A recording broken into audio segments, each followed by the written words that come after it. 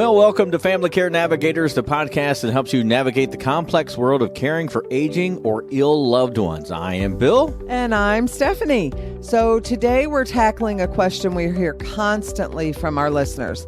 How do I find trustworthy, quality in-home care for my loved one? Oh, yeah, that is a huge question we get. And, whether you're looking for an occasional help, around-the-clock care is available as well. Finding the right people to come into your loved one's home is both crucial and daunting. Yes, it is. So we're going to walk through the entire process, from researching agencies to interviewing caregivers, and how to effectively manage care once it's in place. Well, let's get right into it. Help you find that peace of mind we all want when it comes to our loved one's care.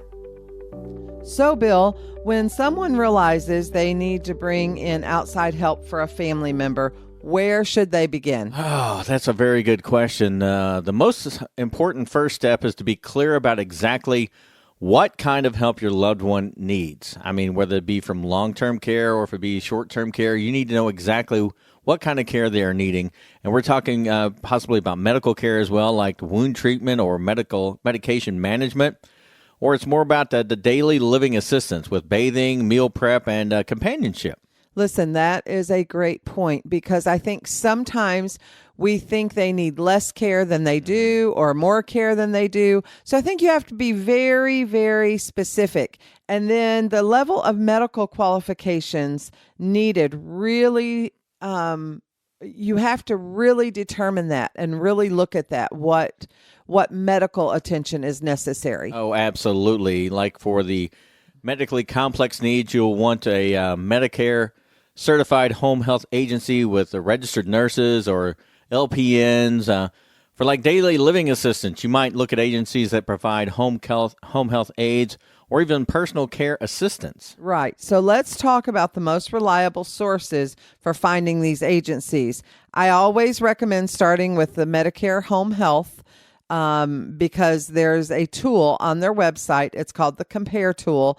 So if Medicare coverage is involved, that is super important to look at. Yeah, that's an excellent resource. And, your state, your health department's there in your state, and it varies from state to state, or Aging Services Division typically maintains a list of licensed agencies as well. Right. So also don't overlook your healthcare referrals, because many times your loved one's doctor, their hospital discharge planner, the social worker, they often have working relationships with reputable agencies. Oh, yeah, and I'll add one more for you.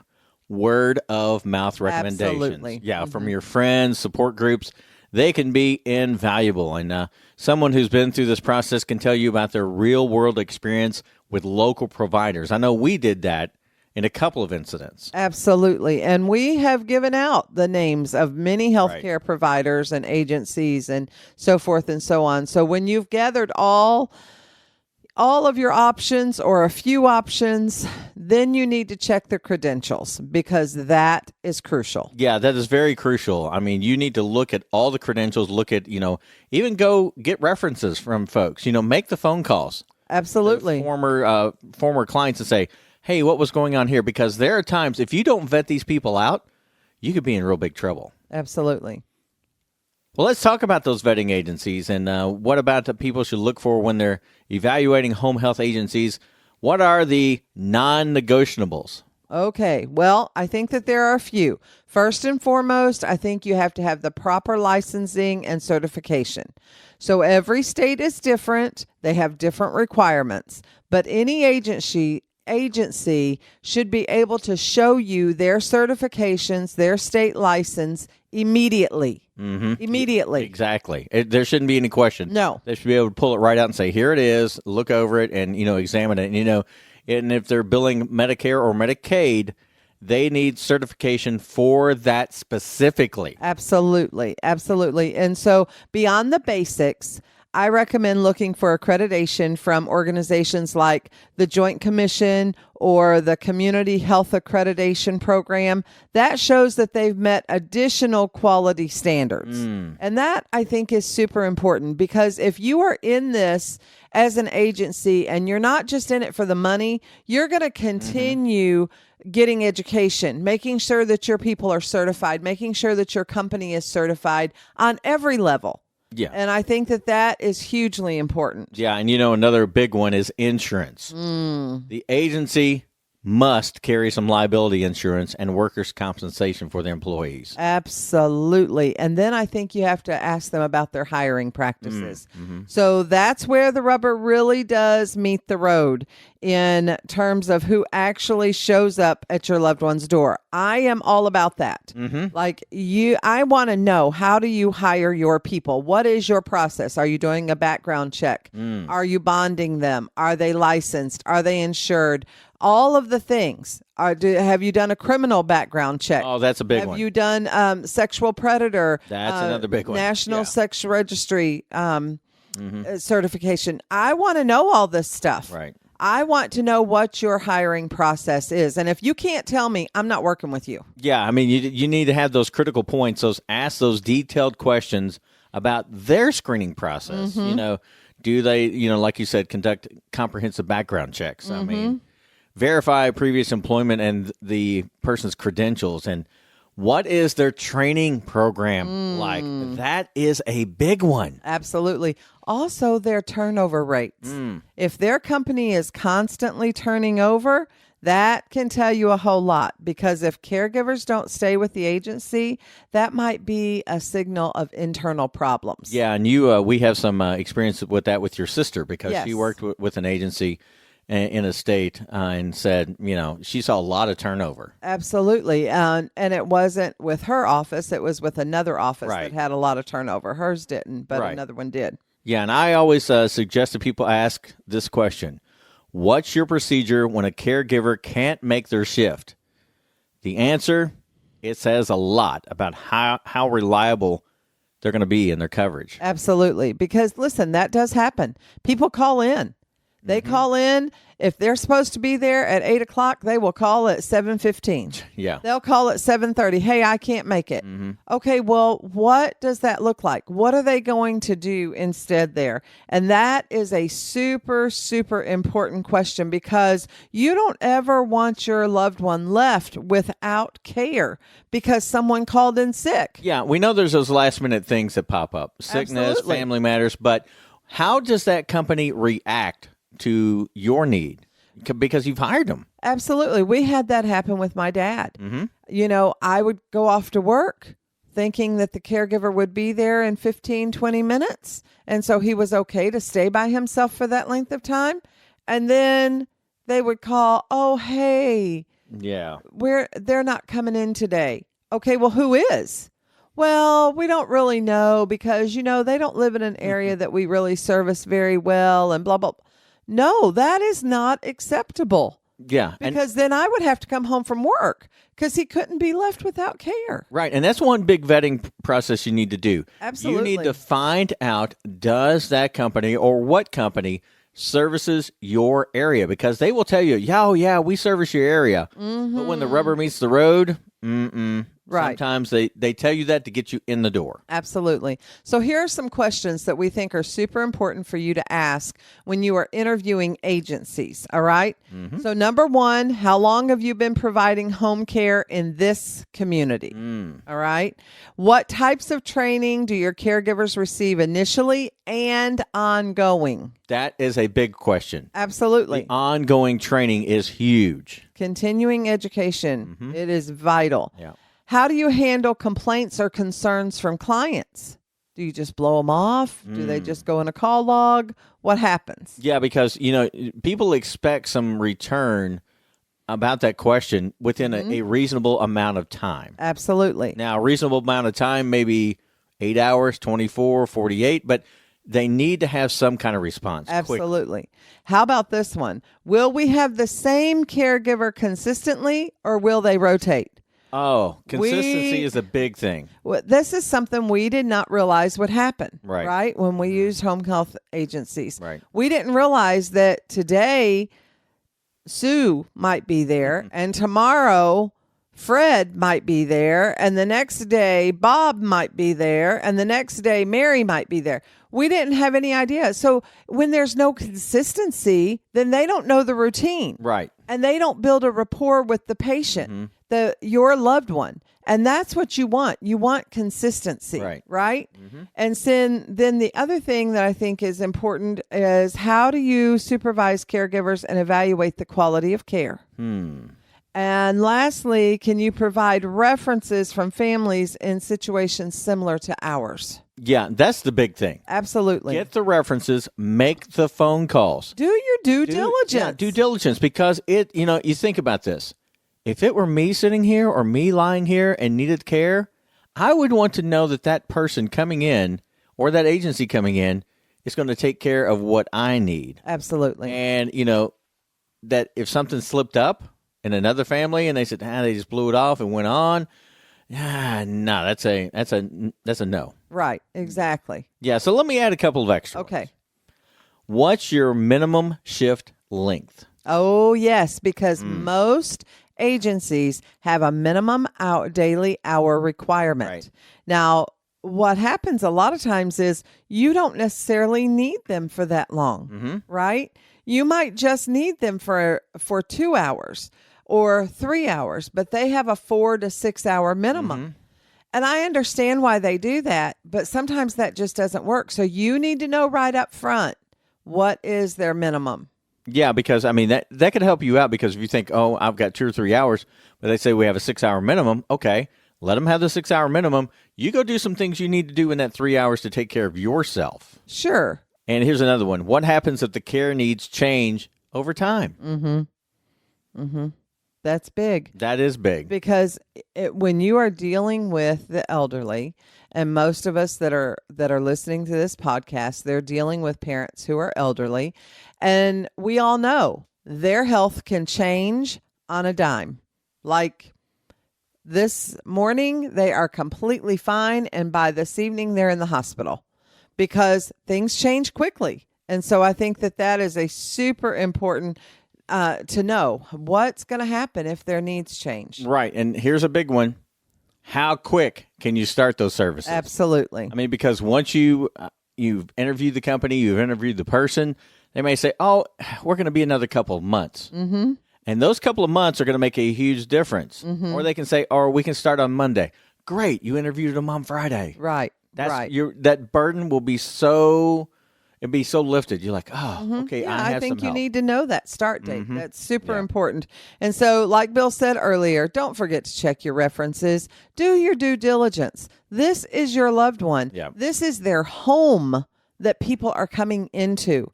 You want to make sure that you have actually done the work to get the very care that you need, because it's important.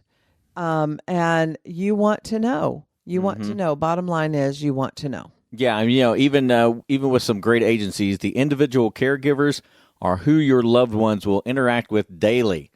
And, you ask the question, how should families approach evaluating them? How do you evaluate that caregiver? Well, this is where I recommend that you be very involved in the selection process, right? That some agencies will just send whoever's available. Right. But you should request interviews with the potential caregiver before they start. We did that. We learned our lesson early on, right? We learned our lesson early on, first with Bill's mom and then with my dad. By the time it got to the middle way of my dad's care and then my mom's care, we interviewed the care. We would say, you know what? Send them out. We want to know who's coming here. Yeah. I'm not going to just take any Tom, Dick, or Harry that knocks on my door, right? Yeah. Because my mom, my dad, your mom, they needed to mesh with that person. They needed to meet them and see the feel that they got from them. Yeah. Right? The big thing is personal compatibility. It is huge. Like you talked about, does your loved one respond better to energetic people? Maybe some more quieter people, some calm ones. There's no true right answer. It depends on that person receiving care as to who the caregiver will be. Because if you have a boisterous caregiver and they're kind of reserved and quiet, yeah, that's going to be a salt and, oil and water type thing. Absolutely. Absolutely.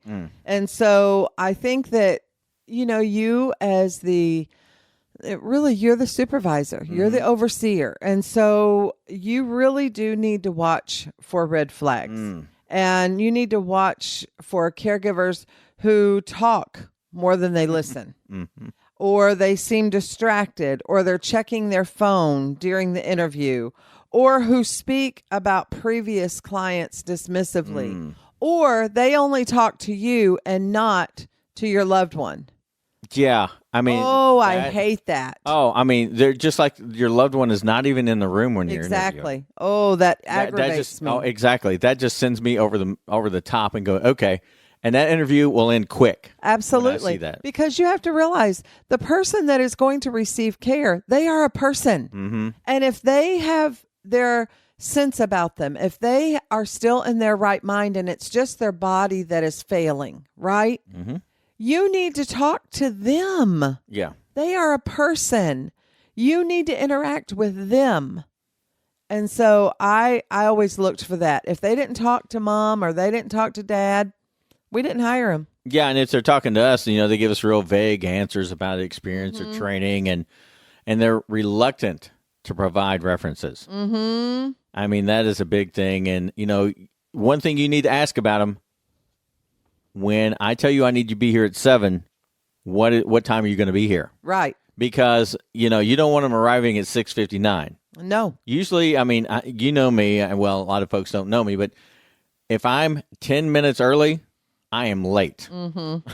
It just Bill likes to be about 15 minutes early, and I'm okay with that. Yeah, because that's just me. That's right. Because that way it gives me time to get in, see what's going on, evaluate what's happening in the situation, talk to the person, and feel comfortable. Absolutely. Because I value their time as much as they value mine. And that's how I look at it. All right. I think the last thing is that you absolutely have to trust your instincts. This is where we believe that the power of the Holy Spirit gives us discernment. Whether you are a believer or not, it might be their energy, it might be their vibes that they put off, whatever you want to say. For us, it's the Holy Spirit, right? And so we believe that he gives us discernment, that we know if something seems off, it probably is. More than likely. Right? Yeah. So this person's going to be with your loved one in their personal space and doing the very things that they need done. And so it's a very intimate care task. And so I want you to really and truly pay attention to how you feel around that person. And listen to that little still small voice inside you. Yeah, and you're saying, I don't want to upset somebody, but remember, it's okay if you need to get a different caregiver if that first match isn't working out. If you say, I really don't want to upset them, I know they need a job, guess what?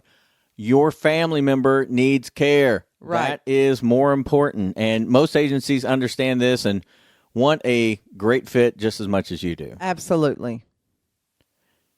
So once you've found an agency and caregivers, the work isn't done because now you have to manage in-home care. And that, my friend, is an ongoing process. Oh, isn't that so true? And, the best approach is to set up systems from day one. Let's talk about some of those tools families can use to ensure care stays on track. Well, I think you have to have a care plan, right? Because the care plan is the foundation. So this is going to outline your daily routine, your medication schedule, your dietary requirements, exercise, whatever it is, everything that the caregiver needs to know about your loved one's needs. And you need to have a binder. There needs to be a care plan. And I believe that we have a copy of a care plan on our website, which is familycarenavigators.com. You can go and download it for free off the resources page. And that is vitally important. It's your foundation. Yeah, and I believe we also have a communication log there, too. It's that digital tool where caregivers can document what happened during that shift and what meals were eaten, medications taken, activities done, and any concerns that they may have noticed in your loved one. Listen, it's really invaluable. And a lot of agencies, if you're dealing with an agency, they will provide that. And they make the caregiver sign in and out and log everything that happened that day. But if you're dealing with an individual and you haven't gone with a Right. company, then it's your responsibility to do that. And it's vitally important. Yeah, and don't forget those emergency contacts. That should be prominently displayed, including family contacts, doctors, when to call 911 versus the primary care. I mean, even put on the refrigerator. That's where the fire department looks for like wills, do not resuscitate orders, things like that.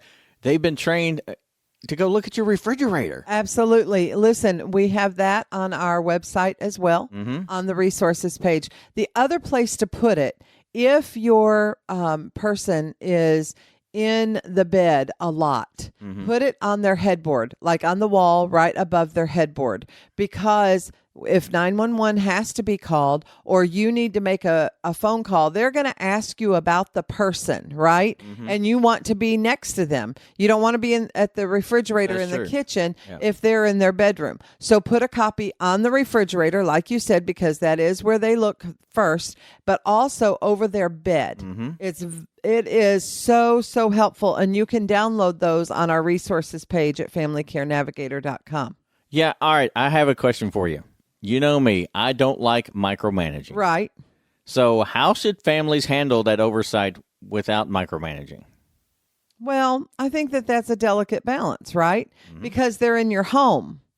They're in your loved one's home. And so I think that you have to regularly check in with the caregiver. You know, okay, maybe you tell them, hey, listen, every day at such and such time, I'm going to call you and I'm going to check in with you before I leave the house and when I get back in.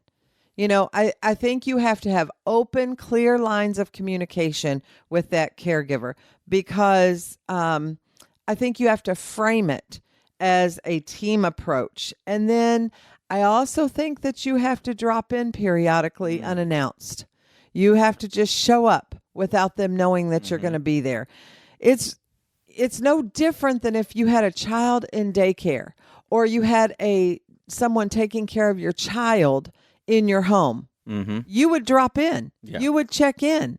It's no different if they're caring for a parent, right? All right. And right. so I think that you have to do that. And, you know, just visits with your loved ones, visit with the caregiver, really have open communication. Yeah, and you know something, if you can't be physically present often, technology, it is a friend of ours, like video calls, medical alert systems, even those simple security cameras in common areas.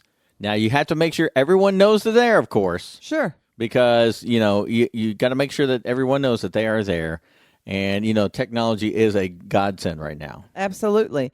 You know, in addition to that, there is a medication management system with reminders and tracking that really can provide another layer of oversight. I have a friend that her grandmother, they fill her medicine once a month, right?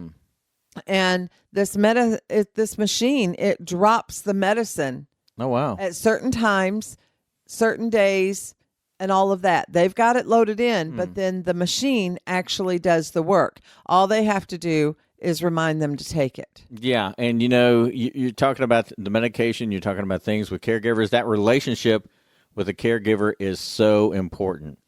Now, I got a question for you. How do you recommend families maintain that relationship while still ensuring that quality care? Well, I think to just begin with, you have to set very clear expectations. I wasn't necessarily good with that in the beginning. To be honest, I just assumed that people knew what to do. And you cannot assume that people know what to do. Sure. Because we all know what assuming does, right? Yeah. And so Yeah. you have to set very, very clear expectations, but you also have to show appreciation. True. I think that people want to know that they're valued, that they're appreciated, and then just being very open very honest, because open communication is going to go a very long way with any person. This is a very difficult job. It is not easy. And many times, if they are working with an agency, they are very underpaid. Yeah, true. I mean, honestly, you will pay $45 an hour to the agency and they might get 18. So please understand, they're not getting what you pay the agency. The agency is getting the lion's share. Right. Okay. And so small gestures of thanks, it's huge.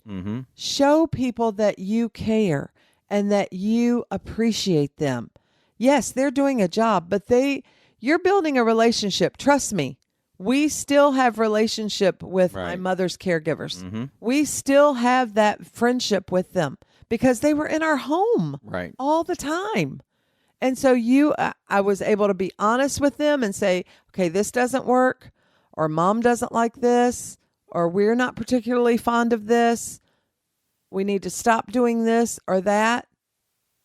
And you know what? They are able to accept it. Right. As long as you're showing appreciation on the other end. Yeah, because, those problems will arise, and just to address them promptly, like you said, but respectfully with the caregiver, because most issues, they can be resolved with very clear communication. So let's talk about what happens when things don't go well. What are some common problems that families encounter, honey? Man, inconsistent care is probably the most frequent issue. I mean, the inconsistency where the care plan isn't being followed, different caregivers doing things differently, creating that mass confusion because your loved one gets in that routine. And once you're in that routine and you break that routine on them, then things can go off the rails real quick. Listen, the older that we get, the more people like routine. They like to know what time lunch is. They like to know what time dinner is. They like to know that at 1 o'clock they're going to lay down and take a nap. They like to know that at 10 o'clock in the morning they're going to have a shower. They like consistency. And so having that care plan that states exactly what's supposed to happen, when it's supposed to happen, it's vital. And so when that does not happen, documentation is your friend, right? Writing everything down, keeping track of specific incidents with dates and details. Now, this makes conversations with the agency so much easier because and productive because you have specifics, not general. Yeah, absolutely. And start with addressing the issue directly with the caregiver when appropriate now. Yes. When appropriate. Now, many times problems stem from those misunderstandings that can be easily cleared up. Absolutely. Sometimes it's just that they didn't understand the instruction. Right. Okay. So that's an easy enough conversation. You don't have to call the office manager at the agency to clear that up. You can just have a conversation with them. Document that you had the conversation. Correct. Yeah. But have the conversation. Yeah. It's okay. It's fine to address it. You need to know that. And if it becomes I shouldn't say a routine, but a consistent thing with that caregiver, and you're contacting the agency supervisor, make sure that you know exactly what's going on. Yeah, be specific. Yeah. Give them specific issues, right? And at that point, sometimes you need to consider changing agencies. We did that. Did that several times. So, when you see those patterns of problems rather than that isolated incident, especially after you've already addressed them with the agency, other red flags, Stephanie, may include what? Well, I think frequent unexplained absences or late arrivals, right? That's something you can't tolerate. High overturn of caregivers assigned to your loved one. That's something else you should not allow. That's a big red flag. That's right. Missing items from your home. That is even, if you notice those items that are missing from your home, you need to point it out immediately. Well, I'm going to tell you something. That's where security cameras really do come in place. That's true. And you should have them in every room of your home, not just where your loved one is, That's but true. in every room of your home if you're going to have a caregiver. And I don't care if it's with an agency or if it's with an individual. You need to have them. And I hate to say that because you used to never have to do that. Right. But you do now. Yeah. And then I think unexpected charges or billing issues. And then I would say lastly, that your loved one is showing signs of neglect or signs of fear. If they tell me, I had mother tell me one time, I don't want them coming back here. Okay, that was enough for me. Yeah. One time. I'm telling you, don't let it go on. Do not, you hear about elder abuse all the time, you guys. Don't let it go on. Yeah. If you notice a change in your loved one, if they appear to be neglected, they appear to be a little bit fearful, they're scared, they're clinging on to you, do not let it go on. No. I mean, those are definite situations where that immediate call to action is needed. But, when you do that, you better have a backup plan. Yes. Because if you don't, it could be bad on you. And you need to keep a list of alternative agencies handy. Maybe you interviewed 3 or 4 agencies and you're like, I like number 1, 2, and 3. Well, have them all on hand. Absolutely. And honestly, you guys, if it is a truly concerning situation, like we were talking about a minute ago, know who to contact beyond the agency because each state has elder protective services, adult protective services, and agencies that oversee the home health agencies and their licensing. And if it were to be a criminal situation, you want to know who to contact. And I hate to say that, but it's true. Yeah, that's very true. And remember that, you are the advocate in making those difficult decisions. Your priority is your loved one's safety and their well-being. Absolutely. And I know that we have covered a lot of ground today, from finding agencies to managing ongoing care. And Bill, what would you say are the top 3 takeaways for our listeners? First, do those researches and verification before bringing any agencies or caregivers into your loved one's home. That's a definite. Second, set up those clear communication systems from day one. And then third, trust your instincts. Trust the Holy Spirit speaking to you. Trust, that, you're hearing. And if it feels wrong, well, it probably is. Yes. And I also want to add that this is a marathon. It's not a sprint. I mean, honestly, you have to build in sustainability with backup plans and self-care for yourself. When we talk about that a lot, when you're the family manager, you've got to build up a backup plan. Yeah, that is a critical point. Managing in-home care can be emotionally and logistically taxing. Dividing responsibility among family members when possible, it can't, you want to prevent that burnout. Absolutely. And so on our website, we've posted some downloadable checklists for vetting home health agencies and a template for creating a healthcare plan.